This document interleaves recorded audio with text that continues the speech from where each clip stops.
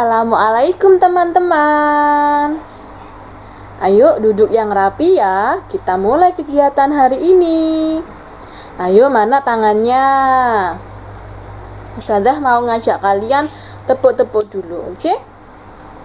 Yuk, 1, 2, 3. Buka tutup, bertepuk tangan. Buka tutup, tepuk di pangkuan. Digulung-gulung, sambil tertawa, haha. Digulung-gulung, sambil tersenyum. Tangan ke atas menggapai bintang, tangan ke samping burungnya terbang.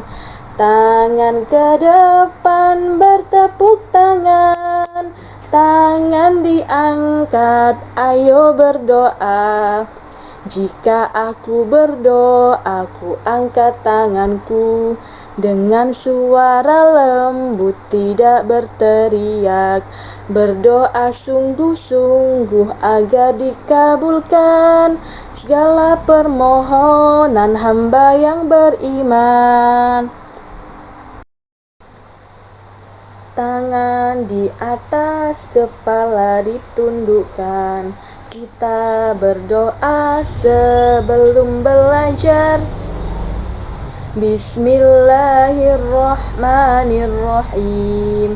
Rabbishrah li sadri wa yassir li amri wahlul 'uqdatam min lisani yafqahu qawli birahmatika ya arhamar rahimin.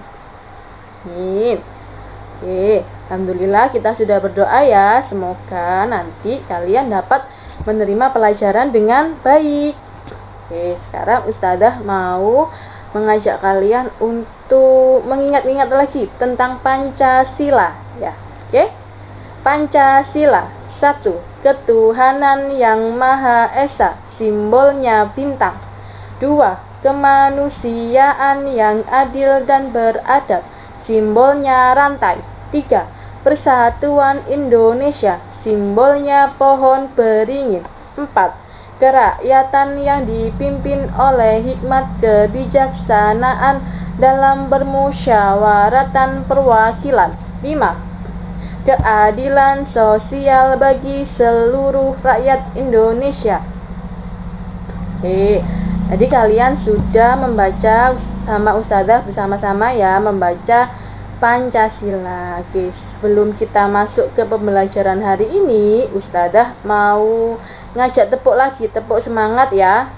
Ustazah tanya, bagaimana kabarmu hari ini? Kalian jawab dengan alhamdulillah, luar biasa, tetap semangat, Allahu Akbar, yes. Oke, bisa ya seperti biasanya. Bagaimana kabarmu hari ini? Alhamdulillah, luar biasa, tetap semangat, Allahu Akbar, yes. Oke, hari ini kita sudah mulai masuk tema 3. Nah, di muatan PPKN tema 3 itu kita belajar tentang keberagaman karakteristik individu. Nah, nanti yang kalian pelajari adalah tentang tugasku ya. Tugasku di rumah, lalu tugasku di sekolah, tugasku sebagai umat beragama, dan juga tugasku dalam kehidupan bermasyarakat. Ada 4 ya. Nah, sebelum kalian belajar, nanti saya kasih tahu dulu apa sih arti kata tugas. Ada yang tahu? Ya, arti kata tugas adalah sesuatu yang harus kamu kerjakan, ya harus kamu laksanakan, harus kamu lakukan, itu disebut dengan tugas. Nah, kalau tugasmu sebagai anak di rumah, berarti apa?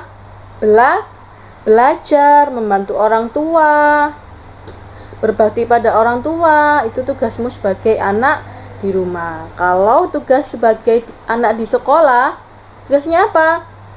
Juga belajar, mematuhi peraturan tata tertib di sekolah, dan lain sebagainya, masih banyak nanti ya. Terus ada juga tugasmu sebagai umat beragama dan tugasmu dalam kehidupan sosial bermasyarakat. Oke, anak-anak, kita saksikan bersama-sama ya video berikut ini.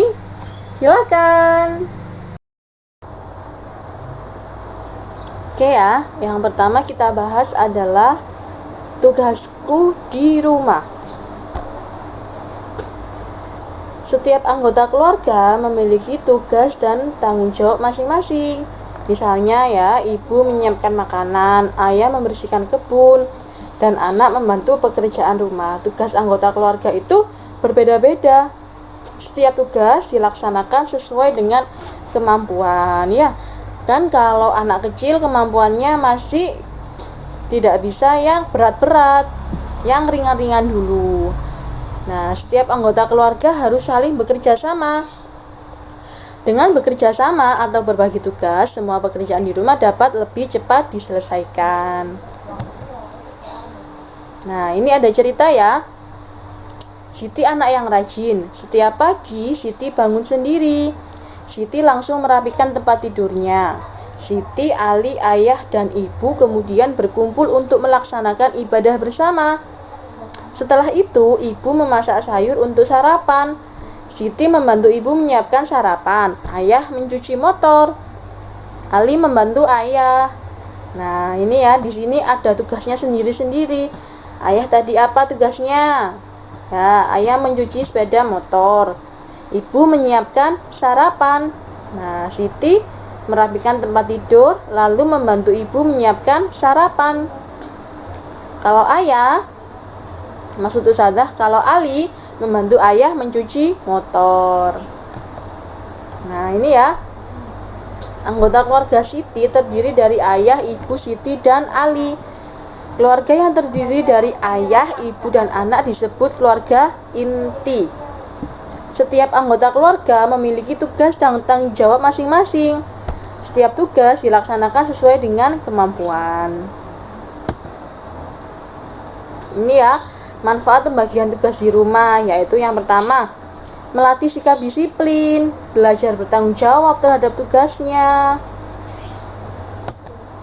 Nah, ini saya kasih contoh tugas anak di rumah: merapikan tempat tidur sendiri, merapikan mainan setelah selesai, membantu ayah menyiram tanaman, membantu ibu mencuci piring. Sekarang tugas ibu di rumah ya, ini ada contohnya: membantu ayah mencari nafkah. Nah, ini maksudnya bekerja ya, kan banyak sekarang ibu-ibu yang juga bekerja.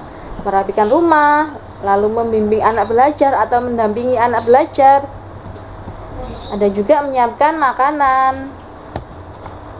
Nah, kalau tugas ayah, bekerja mencari nafkah, membantu pekerjaan ibu. Ya, ayah juga harus membantu pekerjaan ibu. Mencuci mobil, membersihkan kebun. Sekarang kita belajar perilaku santun terhadap anggota keluarga di rumah. Ya, diingat-ingat ya. Dalam anggota keluarga kita ada yang usianya lebih tua dan usianya lebih muda dari kita. Nah, ayah, ibu, dan kakak adalah anggota keluarga yang usianya lebih tua dari kita. Adik adalah anggota keluarga yang usianya lebih muda dari kita. Kita hendaknya bersikap hormat dan santun kepada orang yang lebih tua. Kepada yang lebih muda kita harus menyayangi.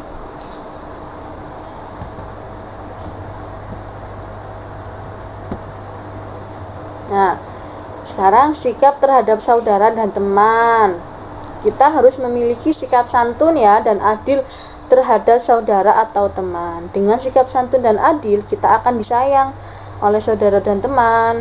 Nah, kita juga harus bersikap adil kepada semua orang. Nah, itu juga termasuk pengamalan sila kedua yang kemarin kita bahas ya di tema 1 ya. Nah, seorang anak selain bertugas membantu orang tua dalam menyelesaikan pekerjaan mereka, juga memiliki tugas untuk bersikap. Yang pertama, menghormati dan mematuhi orang tua ya. Ini termasuk berbakti kepada orang tua kita. Lalu bersikap sopan kepada orang tua.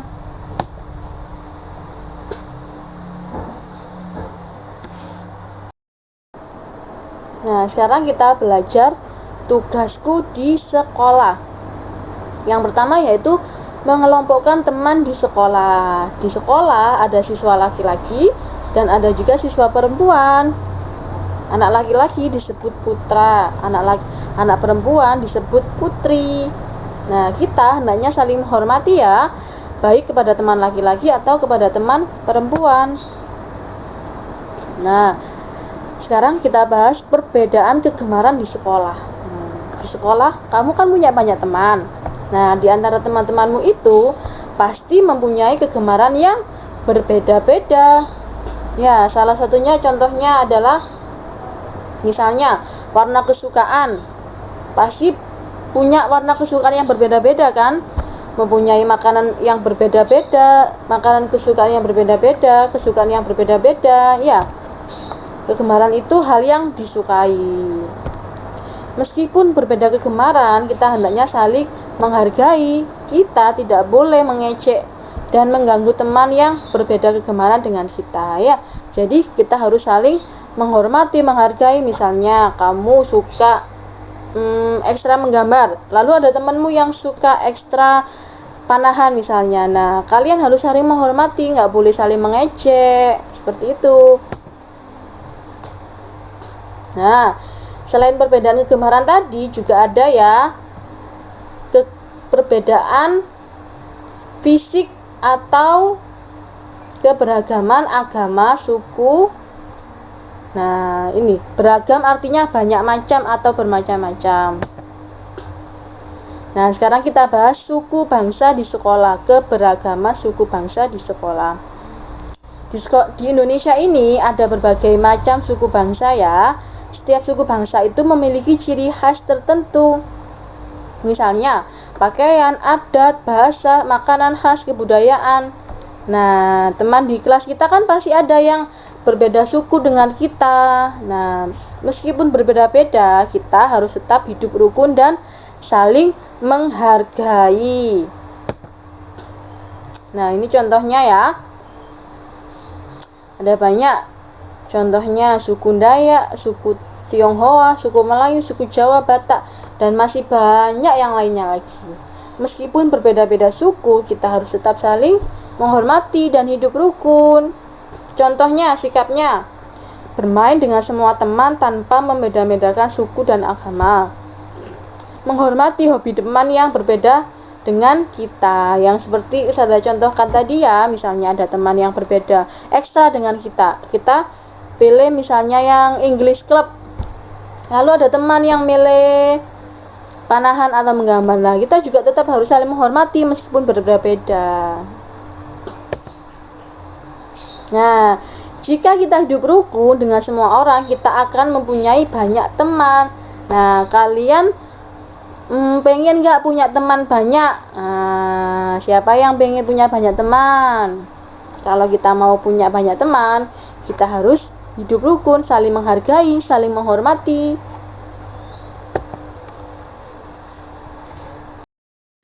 Lanjut ya. Sekarang tugasku sebagai umat beragama. Nah, tahukah kalian di Indonesia itu ada 6 agama yang diakui, yaitu ada Islam, Katolik, Kristen, Hindu, Buddha, dan Konghucu. Nah, ini ya. Nah, kalau Islam itu tempat ibadahnya masjid. Ini ada kitab sucinya Al-Quran. Hari raya kita, Idul Fitri, Idul Adha, Maulid Nabi, Tahun Baru Hijriah atau 1 Muharram, itu Tahun Baru Islam, Hari Raya Islam. Nah, cara mengucap salam dalam Islam adalah Assalamualaikum warahmatullahi wabarakatuh. Lalu dijawab dengan Waalaikumsalam warahmatullahi wabarakatuh. Itu ya, salam untuk agama Islam. Lalu ada lagi agama Kristen ini ya. Ini ada tempat ibadahnya namanya gereja. Kitabnya namanya Alkitab, hari rayanya Natal. Nah, ini cara mengucap salamnya yaitu salam sejahtera atau Salam. Katolik Tempat ibadahnya juga gereja, kitab sucinya juga Alkitab, hari rayanya juga Natal. Cara mengucap salam adalah salam sejahtera atau berkah dalam. Ini Hindu sekarang. Tempat ibadahnya pura, kitab sucinya Veda, hari rayanya Nyepi. Cara mengucap salamnya yaitu Om Swastiastu, diakhiri dengan Om Santi Santi Om. Itu agama Hindu. Kalau agama Buddha, tempat ibadahnya namanya Vihara, kitab sucinya Tripitaka, hari rayanya Waisak. Cara mengucap salamnya adalah Namo Buddhaya. Ini yang terakhir ada Konghucu. Nah, tempat ibadahnya Klenteng ya, kitab sucinya Sujing, hari rayanya Imlek. Cara mengucap salamnya yaitu Wei Dedong Tian atau salam kebajikan, dan diakhiri dengan Xian Yo Yide. Nah, bagaimana kita caranya menjaga kerukunan antar umat beragama? Nah, contohnya yaitu bermain bersama tanpa membeda-bedakan teman, tidak mengganggu ketika teman sedang beribadah. Misalnya ada teman kita yang berbeda agama, kita mempersilahkan teman yang mau beribadah. Nah, kita juga harus saling menghargai teman yang berbeda agama. Kita juga harus hidup rukun, tidak boleh mengolok-olok, mengejek, menghina ataupun berkelahi dengan teman yang berbeda agama dengan kita. Nah, jika kita dapat menerapkan itu di sekolah dan di lingkungan sekitar kita, maka kita sudah bisa menghargai teman yang berbeda agama. Lanjut ya, sekarang kita belajar tugasku dalam kehidupan sosial. Yang pertama yaitu bersikap baik kepada teman di sekolah, seperti yang tadi ya. Lalu sekarang kita bahas lagi keberagaman suku bangsa di Indonesia.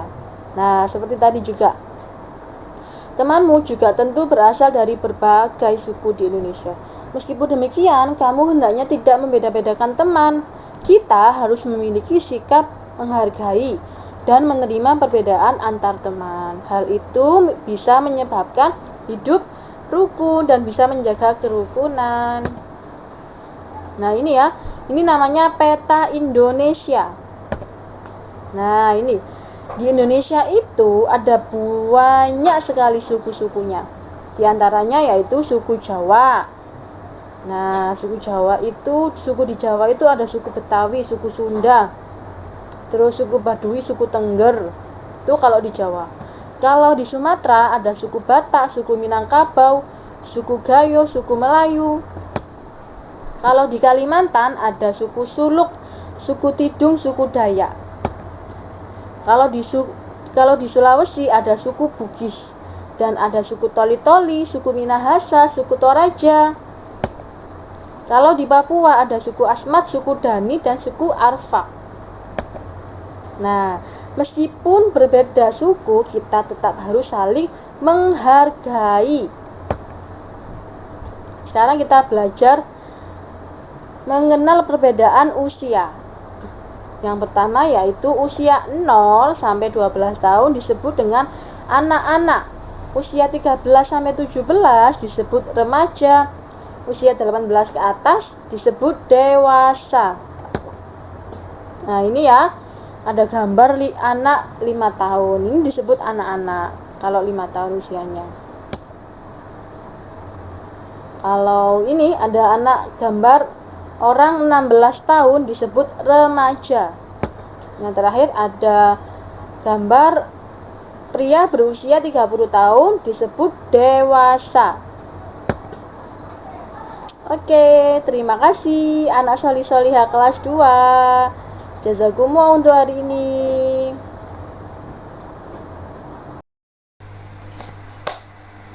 Oke teman-teman, tadi kalian sudah menyaksikan video dari Ustadzah tema 3 muatan PPKN, yaitu tentang tugas sebagai anak di rumah, sebagai tugas di sekolah, terus tugas sebagai umat beragama, dan tugas dalam kehidupan sosial bermasyarakat. Sekarang kalian punya tugas, yaitu tugasnya mengirimkan 2 foto kegiatan tugasmu sebagai anak di rumah. Apa saja Ustazah contohnya? Banyak ya. Nah, yang utama tugasmu sebagai anak itu yaitu belajar. Itu jangan lupa ya, itu tugasmu itu. Tugas sebagai anak di rumah atau di sekolah itu tugasmu belajar. Nanti kalian boleh mengirimkan foto kegiatan saat belajar atau saat membantu orang tua. Contohnya, mengepel, menyapu, menyiram, mencuci piring, mencuci baju, atau bersih-bersih rumah. Ya, kalian mengirimkan 2 saja ya, 2 foto kegiatan. 2 foto kegiatan yang berbeda. Oke, sampai di sini. Paham tuh, teman-teman? Saya yakin kalian pasti sudah paham ya dengan tugas dari Ustazah. Oke? Nanti dikirimkan dalam bentuk foto, 2 foto di Teams. Sampai di sini Ustazah akhiri pembelajaran untuk hari ini. Jazakumullah yang sudah menyimak sampai akhir. Assalamualaikum warahmatullahi wabarakatuh.